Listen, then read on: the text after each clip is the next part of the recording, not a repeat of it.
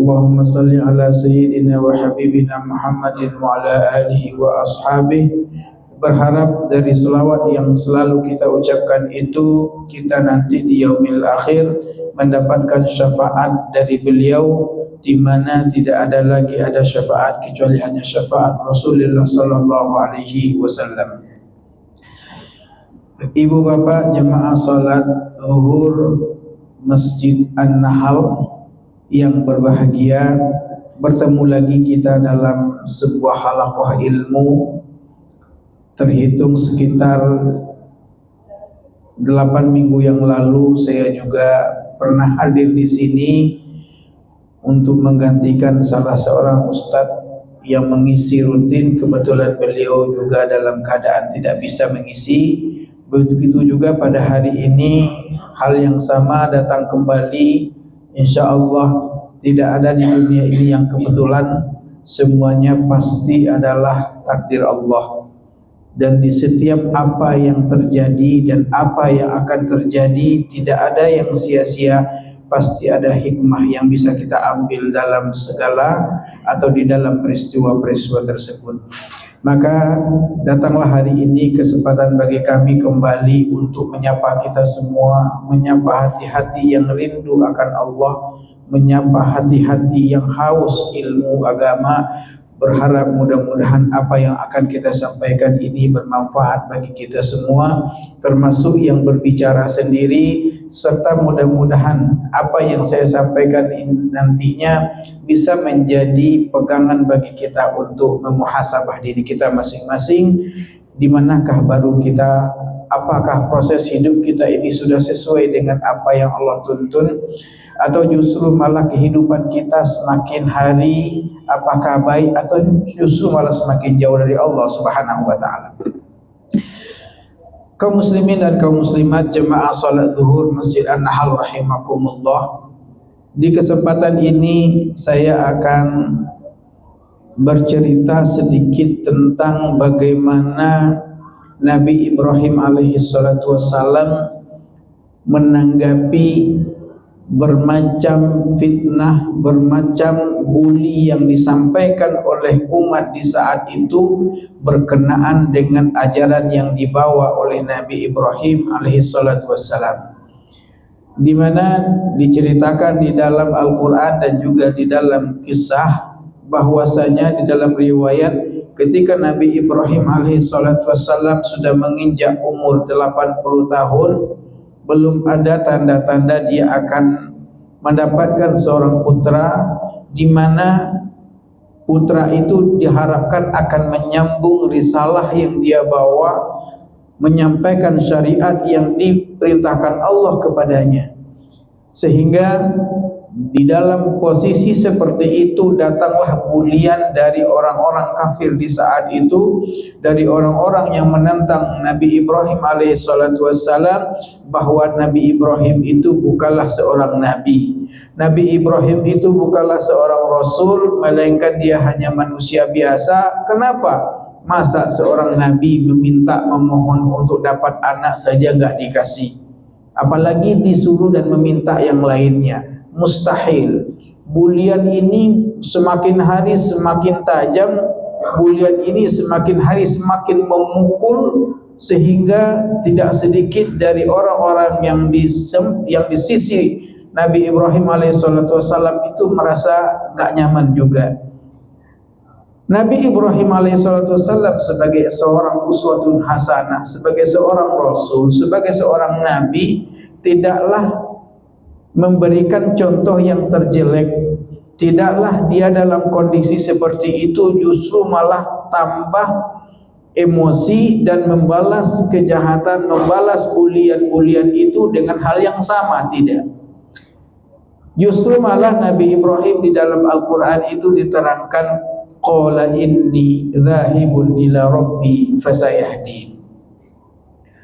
Dikala Nabi Ibrahim alaihissalatu wassalam mendapatkan bulian yang luar biasa dan banyaknya masalah yang sedang dihadapi, di satu sisi dakwahnya banyak yang menolak, di satu sisi dakwahnya tidak ada yang menerima kecuali hanya segelintir orang, di sisi lain ada permintaan-permintaan khusus untuk menyambung syariah yang dia bawa, justru malah Nabi Ibrahim itu memberikan sebuah contoh bagaimana kita keluar dari sebuah masalah, bagaimana kita mencari solusi sehingga apapun masalah di dunia ini akan bisa kita tangani, akan bisa kita selesaikan dengan sangat mudah, dengan sangat gampang insya Allah. Apa itu? Qala inni dhahibun ila rabbi. Nabi Ibrahim Yusuf malah menjawab bulian dan hinaan itu. Qala, dia berkata, inni dhahibun ila rabbi. Aku akan senantiasa datang kepada Tuhanku. Aku senantiasa akan menghadap kepada Tuhanku.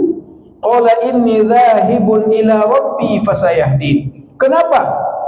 Karena hanya Rabbkulah yang akan memberikan hidayah. Rabblah yang akan memberikan jalan. Rabblah yang akan memberikan solusi di setiap masalah yang dihadapi oleh hamba-hambanya. Ini adalah gambaran akhlak yang luar biasa. Betapa seseorang dalam keadaan tertekan, dibuli di sana sini, dimaki oleh umatnya sendiri, bahkan keluarganya sendiri, tapi dia menggambarkan inni dhahibun ila rabbi fasayahdin.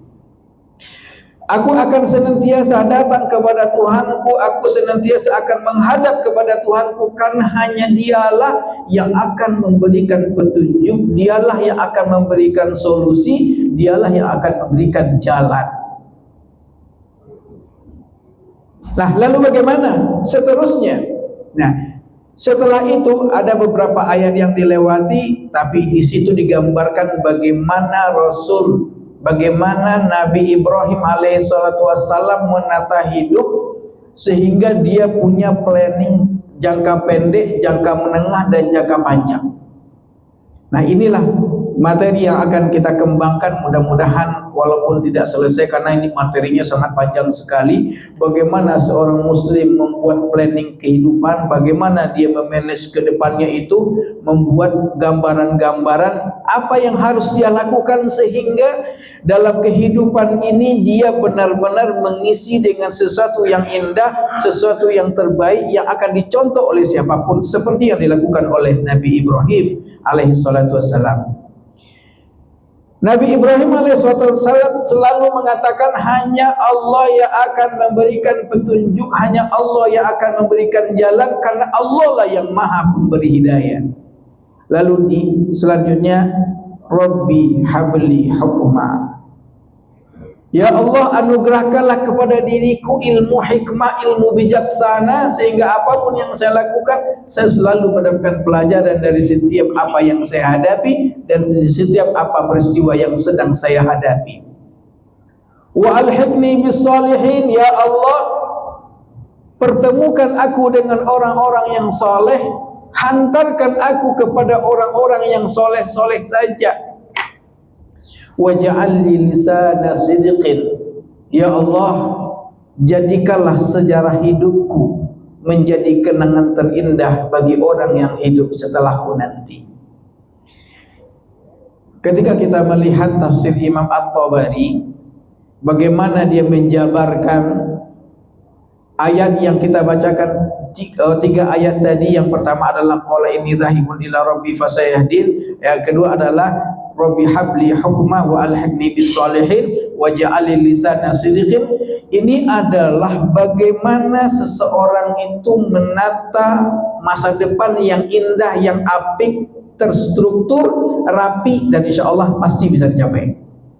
Nah, ini menggambarkan bahwasanya seseorang muslim itu harus punya planning. Bukan dalam artian kita bekerja, kita berusaha, kita berdagang atau kita berbisnis akan menghalangi, tidak. Tapi secara umum seseorang itu harus punya target-target jangka pendek. Perusahaan saja dalam jangka waktu 5 tahun, target tahun pertamanya ini, tahun kedua dan ketiga ini, dan 5 tahun yang akan datang dia punya target seperti ini. Nah, ini baru dalam urusan bekerja, urusan dengan usaha, urusan dengan bisnis. Nah, lalu bagaimana dengan kehidupan kita yang Allah anugerahkan kepada kita luar biasa, dan manusia itu adalah makhluk yang unlimited. makhluk yang luar biasa yang bisa mengatur dan menjalankan hidup di dunia ini sebagai pengganti Allah, khalifah dalam bahasa agamanya. Nah, jadi menata hidup ke depan itu, ibu bapak semua yang saya hormati, apapun masalah yang sedang kita hadapi, musibah ataupun mungkin problem yang menjelimet, yang membuat pusing tujuh keliling, jalan yang terbaik yang diajarkan atau yang dicontohkan oleh Nabi Ibrahim alaihissalam yang ada di dalam surah Asy-Syu'ara itu, senantiasalah kita kembali kepada Allah karena Allah akan memberikan jalan. Bukankah di dalam ayat yang lain, wa idza sa'alaka ibadi anni fa inni qarib. Wahai Muhammad, andaikan nanti engkau ditanya oleh umatmu berkenaan masalah aku, kata Allah, inni qarib, sesungguhnya aku adalah paling dekat dengan kalian semua. Ujibu da'watad da'i idza da'an, akan senantiasa mengabulkan semua permohonan dan akan memberikan apa yang diminta, dengan catatan kita berminta kepada Allah, kan begitu.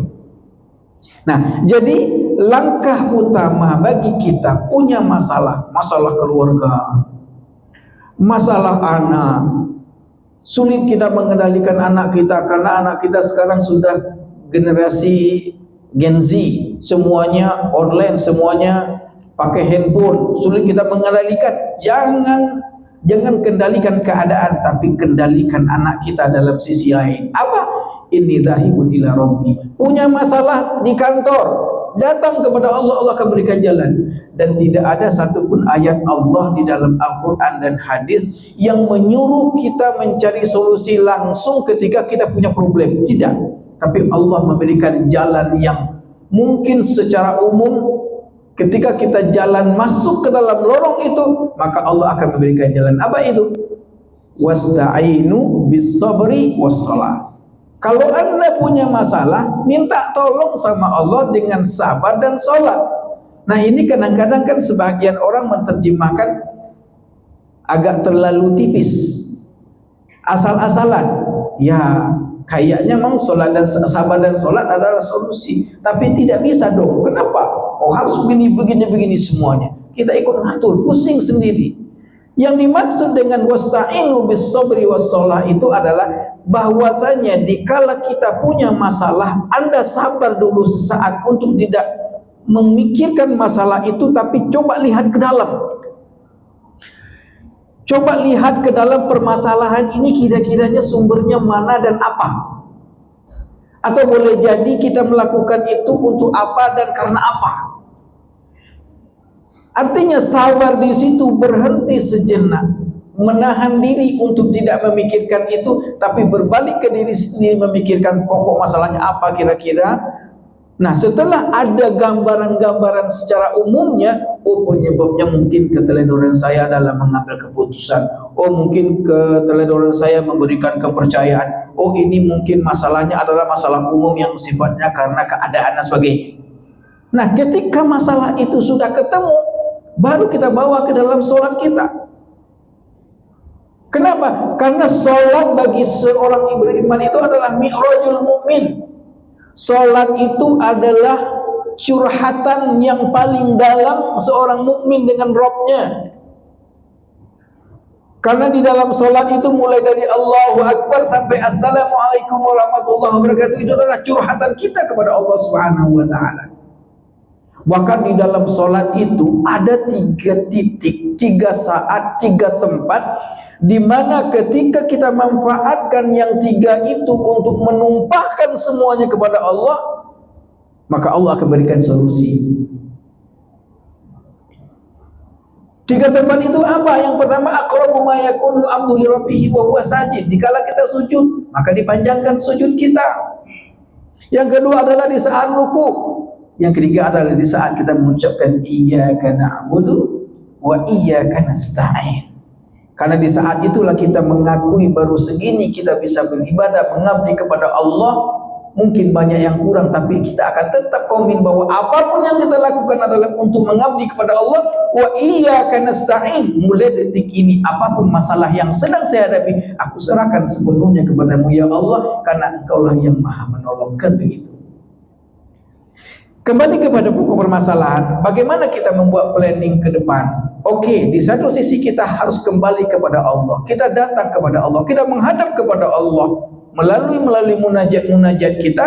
Maka yang paling pertama yang harus kita buat planning masa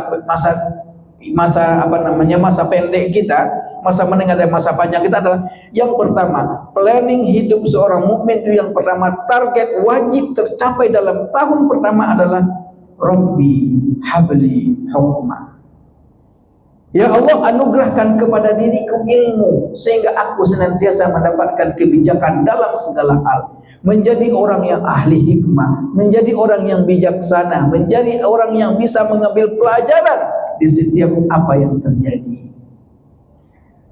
Jadi bagaimanapun ke depannya ibu bapak semua yang saya hormati, mau kita jadi apa silahkan. Mau jadi karyawan gak jadi masalah, mau jadi pebisnis oke. Kalau kita mau jadi dagang juga gak masalah. Yang jelas kita harus punya planning, kita harus menjadi orang yang hukmah, orang yang bijaksana. Bijaksananya dalam segala apa? Bijaksana dalam segala hal. Nah, ini berkenaan dengan masalah attitude, Pak.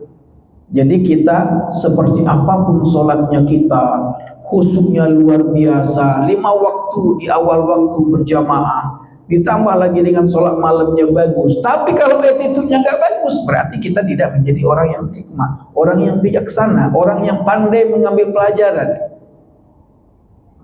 Nah, bagaimana caranya kita untuk mendapatkan kehikmahan itu? Kita belajar bahwa setiap ibadah yang kita lakukan akan mengantarkan kita kepada titik di mana kita adalah fitrah. Coba Pak, dari pagi kita datang dari rumah ke kantor, sampai di kantor kita udah dalam keadaan macet, sampai di kantor kita pusing, udah bekerja. Datang saatnya jam 12, Allah panggil, hayya 'alas shalah. Allah panggil. Dan Allah panggil bukan hanya semacam panggilan biasa, tidak. Hayya 'alal falah. Kalian punya masalah, ini solusi Allah berikan kepada kalian. Artinya Allah undang kita. Nah, ketika kita sholat itu Bapak, kita cuci muka kita, kita bersihkan muka kita. Di situ kita niatkan ketika membaca Bismillahirrahmanirrahim, kita memulai segala sesuatu dengan Allah dan karena Allah. Lalu kita wudu, kita cuci muka kita, kita bersihkan muka kita, berharap dosa yang ada di mata, di hidung, di mulut semuanya rontok. Di tangan pun juga begitu, dan seterusnya. Kan itu harapan kita dari sholat itu. Nah, dari tadi mungkin kita ngomong sudah kepala udah pusing, tapi Allah minta kalau kalian sholat, letakkan sesuatu yang paling tertinggi di tubuh Anda itu lebih rendah dari perut Anda. Artinya kita sujud. Dan ingat, aqrabu ma yakunul abdu li rabbihi wa huwa sajid. Di saat sujud itulah seorang hamba itu paling dekat dengan Rabbnya. Maka panjangkan doa, minta doa di situ, enggak hafal, dalam hati saja. Minimal baca subhana rabbiyal a'la wa bihamdi, ditambah subhanakallah wa bihamdika Allahumma firli rabbi habli hukma wa alhidni bisalihin. Baca doa semuanya, tapi usahakan apa yang kita baca itu kita pahami, dan insya Allah itu akan memberikan rasa masuk ke dalam jiwa kita sendiri. Nah, jadi planning hidup seorang hamba dalam hidup ini agar hidup tidak sia-sia, agar hidup lebih bermakna ke depannya adalah Rabbi habli hukmah, ya Allah anugerahkan kepada diri kami ilmu hikmah sehingga apapun yang kami lakukan kami mendapatkan pembelajaran yang terbaik. Kami bijaksana dalam melaksanakan apapun tugasmu, kami bijaksana dalam menanggapi setiap apa yang mungkin sedang kami hadapi, dan kami bisa mengambil pelajaran di setiap peristiwa-peristiwa yang terjadi di depan mata. Nah, penjabaran tentang hikmah ini panjang, karena ini berhubungan dengan masalah attitude, masalah akhlak. Bagaimana seorang mukmin ketika bertemu dengan saudaranya, bagaimana menghadapi orang yang mungkin dalam posisi emosinya tinggi, temperamennya lagi naik dan sebagainya. bagaimana kita menghadapi bos kita yang suka nunjuk pakai tangan kiri, lalu bagaimana kita menanggapi orang berbicara sehingga ketika dia berbicara itu kita tidak melakukan perlawanan tapi justru malah memberikan ketenangan. Kenapa? Karena sudah menjadi kewajiban bagi seorang mukmin bagaimana kita menjadi mukmin, menjadi muslim yang bijaksana dalam segala hal. Bijaksana dalam melaksanakan tugas, bijaksana dalam berbicara, bijaksana dalam mengajak, bijaksana dalam segala-galanya. Kalau sudah seperti ini Pak, setahun pertama kita dapat, maka yang kedua yang kita minta kepada Allah, planning hidup kita untuk jangka menengahnya adalah wa alhiqni bis-shalihin. Ya Allah, pertemukan aku dengan orang-orang yang soleh. Pertemukan aku dengan orang-orang yang baik-baik. Solehin di sini itu bukan orang-orang soleh seperti yang kerjanya sholat, bukan. Ini umum, sifatnya universal. Maksudnya apa? Ya, kita minta kepada Allah dan kita punya target bahwa kita harus senantiasa bersama dengan orang-orang baik saja. Dengan orang-orang yang mengajarkan kepada kita kebaikan. Orang-orang yang senantiasa ketika kita bersama dengan dia, kita tambah baik dari yang sebelumnya. Ini permintaan dan ini target. Ketika kita sudah berusaha untuk menjadi orang bijak, punya akhlak yang luar biasa, maka dengan sendirinya pasti ilmu ada namanya law of attraction. Jadi ada namanya sunnatullah, itu apa yang Anda lakukan maka itu yang akan Anda dapatkan. Kalau Anda baik sama orang, kalau Anda bijaksana dengan orang, maka dengan sendirinya akan datang adalah orang-orang yang bijak, orang-orang yang baik, orang-orang yang soleh. Kalaupun misalnya kita dalam posisi atau di dalam keadaan yang mungkin tidak baik menurut prediksi kita atau dalam tanggapan kita, bagaimana caranya? Berusahalah kita untuk yang menjadi solehnya. Artinya kita memberikan contoh kepada orang lain. 7 minggu yang lalu saya sampaikan berdakwah itu nggak mesti ngomong di depan orang lain. Memberikan contoh saja di dalam hal-hal tertentu. Itu adalah dakwah yang luar biasa. Memberikan semisalan contoh-contoh kepada anak-anak, istri dan keluarga kita, itu adalah yang terbaik. Kenapa? Kadang-kadang ada orang ini bijak dalam melakukan tapi tidak bijak dalam berbicara. Apalagi ada orang itu yang kadang-kadang pedes ngomongnya. Bukan berarti kita nggak boleh berdakwah, tidak. Dakwah dengan yang lain. Kita mungkin pernah membaca sejarah bagaimana Nabi memberikan pendidikan akhlak yang luar biasa kepada para sahabat. Sehingga kita kenal dengan Umar bin Khattab, Abu Bakar As-Siddiq itu adalah orang yang kalau sudah mendengar apa yang dikatakan Rasulullah itu bukan lagi cuma 80% tapi 1000% dia akui. Artinya apa? Orangnya adalah manut banget. Ya, sami'na wa ata'na. Kita juga kenal dengan bagaimana karakter Umar. Dia senantiasa membela kebenaran. Dia orangnya keras, menyampaikan apa adanya. Bahkan kalau ada yang macam-macam dilawan sama dia. Dan itu akhlak. Nah, lalu bagaimana dengan kita? Sudahkah hari ini kita menjadi soleh kira-kira dalam bekerja? Soleh dalam berlalu lintas. Berlalu lintas saja misalnya. Kita jalan kemana, ke daerah kita masing-masing, ketemu dengan lampu merah, masih suka nyelonong nggak? Kalau masih saja, kita sadar ya, orang bertakwa itu taat aturan, nggak suka nyerobot. Orang bertakwa itu man salima jaruhu min lisanihi. Ciri-ciri orang mukmin yang punya attitude, yang punya akhlak itu adalah orang lain itu selamat dari omongannya. Dalam artian apa? Gak tersinggung dengan cara berbicara, tidak tersinggung dengan sikap-sikapnya. Maka kita harus membina itu dari hati yang paling dalam dan meminta kepada Allah agar senantiasa bertemu dengan orang baik. Kalaupun ketemu dengan orang tidak baik, pastikan bahwa kita menularkan kebaikan kepada dia semua orang. Ini pembahasannya panjang ini. Apa ciri-cirinya, bagaimana kita menjalankannya. Menjalankan gak susah-susah amat. Kenapa? Karena kita akan mengembalikan diri kita kepada fitrah. Dan yang ketiga adalah waj'alli lisana sidqin. Bagaimana kita membuat planning hidup kita mulai hari ini sampai kita mati nanti adalah, ya Allah, jadikanlah kisah hidupku Jadikanlah perjalanan hidupku yang hari ini aku sedang goreskan menjadi kenangan yang terindah bagi orang-orang yang hidup setelahku nanti. Artinya, kita berusaha untuk menjadi orang yang bijak, berusaha mencari orang baik dan berusaha untuk menjadi orang baik. Yang ketiga adalah kita berusaha bagaimana setiap apa yang kita lakukan di dunia ini bisa menjadi catatan terindah bagi orang yang hidup setelahku, dikenang orang lain, Pak. Jangan sampai ketika kita bergaul dengan teman kita di kantor, di rumah, di lingkungan, atau dimanapun, walaupun mungkin di kafe dan sebagainya, ketika kita ada itu yang teringat oleh mereka itu adalah kejelekan kita. Tapi usahakan yang teringat oleh mereka itu adalah minimal senyum kita. Oh, bapak yang itu yang suka senyum dan sebagainya. Tinggalkanlah kesan terbaik kepada temanmu, maka kebaikan yang Anda lakukan itu ketika terkenang oleh mereka, itu menjadi amal soleh bagi Anda semua. Sudah menjadi kewajiban bagi seorang mukmin hari ini untuk menjadikan sejarah hidupnya, kenangan apa yang sedang dia goreskan dalam hidupnya sampai dia meninggal nanti, bagaimana menjadi kenangan bagi orang-orang yang hidup setelah kita semua. Kalau harimau mati meninggalkan belang, Pak. Tapi kalau manusia mati meninggalkan budi. Bukan budiono, Pak. Budi pekerti kita, maksudnya attitude kita, akhlak kita.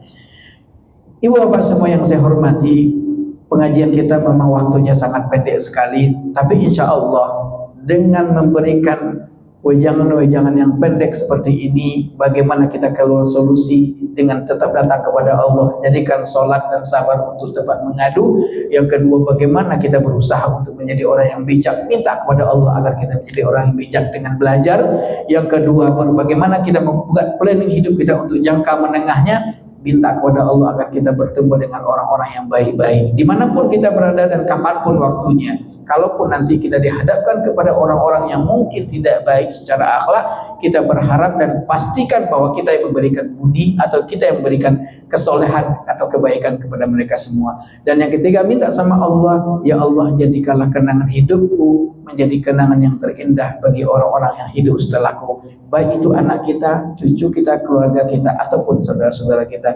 Mudah-mudahan apa yang kita pelajari ini menjadi pegang buat kita semua. Rabbi habli hukma, Rabbi hablana hukma wa alhiqna bis salihin waj'alna lisana sidqin waj'alna lisanan sidqin. Allahumma arinal haqqa haqqan warzuqna ittiba'ahu wa arinal batila batilan warzuqna ijtinabah. Rabbana hab lana min azwajina wa dhurriyyatina qurrata a'yun waj'alna lil muttaqina imama.